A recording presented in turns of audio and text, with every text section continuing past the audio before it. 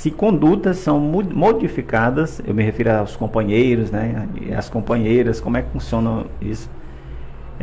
Se condutas são modificadas depois que o caso chega à polícia, ou se às vezes há repetições, ou se a violência também passa a ser estancada em vários casos. Olha, como o que motiva a violência é a nossa cultura patriarcal, uma pessoa que responde ao inquérito policial ou que vai ao presídio e passa determinado tempo encarcerado, ele não vai ter uma mudança de pensamento, de atitudes.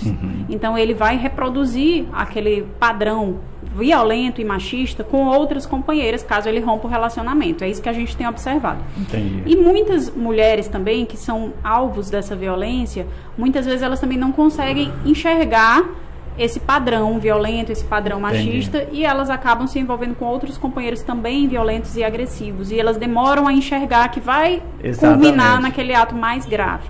E o que a gente tem observado através também de pesquisas é que nos locais onde existem grupos reflexivos para homens, ou seja, na medida protetiva, o juiz ou a juíza já determina que ele frequente determinadas sessões num grupo reflexivo. Aquele grupo reflexivo é comandado por homens e é frequentado por homens que cometeram atos violentos dentro de casa. E eles vão falar sobre o machismo, vão falar sobre os atos violentos. Então eles chegam nesses grupos não se entendendo como uma pessoa machista e violenta, mas ele escuta outros relatos e ele vai começar a compreender que aquela atitude ali está errada. Essa medida ela é tomada pelo judiciário? Precisa primeiro existir uma implantação desse local e desses profissionais. Nós não temos ainda. Eu acho que é algumas cidades em Pedreiras tinha. E aí o que a gente observa é que a reincidência é reduzida, muito reduzida. Com certeza, porque menos de 5%.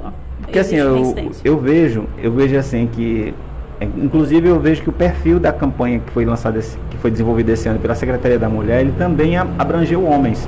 Porque se os homens não escutarem sobre os direitos das mulheres, o direito de uma forma geral, o que é uma conduta criminosa, né?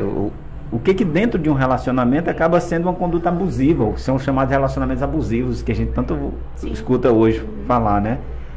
Se os homens não escutarem sobre isso, nós vamos ter homens violentos por conta da reprodução de cultura, de um padrão violento, como a senhora destacou.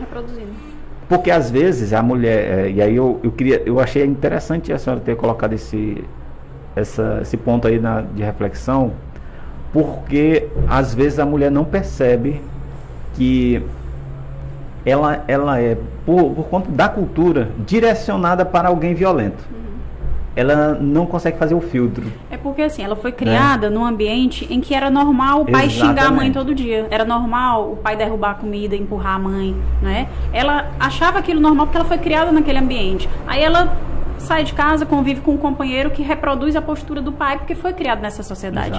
Então ela acha que aquilo é o esperado, entendeu? Ela acaba se culpando. Mas ele só me bateu porque eu não esquentei a comida. Né? Ele só me ameaçou porque eu não lavei a roupa dele. Acha normal que isso aí aconteça. Ela se culpa, na verdade, né? Então ela sempre minimiza a situação porque ela não se enxerga num relacionamento abusivo, não se enxerga convivendo com uma pessoa machista, não consegue perceber esses sinais e ela acaba sofrendo a violência e muitas vezes ela justifica. E aí eu queria também saber, nesses momentos finais aqui da nossa entrevista, se, por exemplo, ainda acontece, ou se a mulher ainda pode retirar uma denúncia que ela mesma fez na delegacia, porque há casos que acontece isso, ou ela é forçada a fazer isso, ou às vezes ela sente pena, diz, não quero que ele sofra muito, não, lá e tal, e tira. Não, me enganei, doutora, vim aqui dar outro depoimento, né, porque eu me enganei. Eu bati com o rosto na porta, ele não fez nada. Acontece isso aí ainda ou não? Olha, com relação a determinados crimes, como por exemplo lesão corporal, não depende da vontade da vítima dar continuidade ao procedimento policial e nem à ação penal. Então se ela foi agredida, ela foi agredida, se ela fez o exame de corpo de delito, mesmo que depois ela diga, eu voltei a conviver com ele, eu não tenho mais interesse, nada pode ser feito, a gente precisa concluir a investigação. Ele segue. Em outros crimes, que a lei entende que depende da vontade da vítima, a vítima precisa nos autorizar para dar início à investigação policial, muitas vezes ela é ameaçada, ela pede uma medida protetiva e depois ela vem até a delegacia para dizer, olha, com relação a essa ameaça aqui eu quero renunciar, não quero que seja dado início ao inquérito policial. e ela assina a renúncia e a gente permanece com a medida. Porque, no caso, a responsabilidade volta para ela, né? É porque o Estado entende que determinados crimes dependem da vontade da vítima. Por Entendi. exemplo, um xingamento, uma ameaça, depende da vítima compreender que aquilo é grave.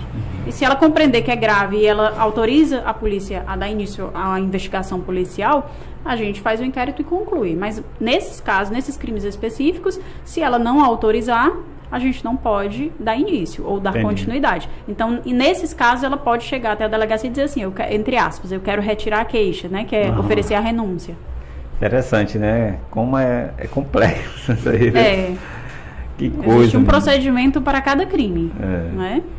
Eu só queria que a senhora fizesse assim uma...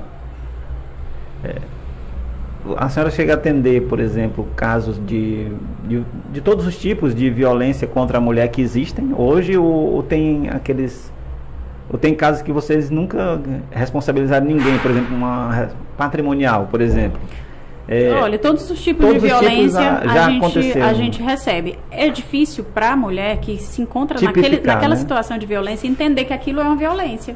Então, por exemplo, às vezes a mulher, ela trabalha, ela tem o cartão dela, mas quem guarda o cartão é o marido. É o marido. Quem usa o dinheiro dela é o marido. Então ele diz assim, se você precisar, você me pede que eu lhe dou.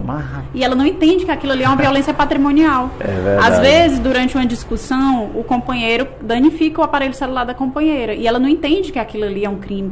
Né? É um crime de dano. Por quê? Porque ela pensa, foi uma discussão. Fui eu que não dei o meu celular para ele ver minha mensagem. Aliás, ontem eu estava olhando...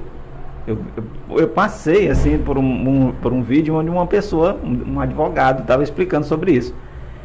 Eu acho que não sei se é desde 2011 para cá, que já é crime você entrar no celular de outra pessoa sem autorização. Então, assim, atenção, é a privacidade, né? Da pessoa, né? Você não está autorizando. Exatamente. Aí tem outra situação que é difícil para a mulher que convive com alguma pessoa entender que ela está passando por uma situação de violência, é a violência sexual. Ela muitas vezes ela vai preencher o formulário de avaliação de risco quando ela pede a medida protetiva, aí uma das perguntas é, você já foi forçada a ter relação sexual com ele? Aí ela sempre diz assim, já fiz sem querer. Ou seja, foi uma violência que no momento ela não percebeu que era uma violência.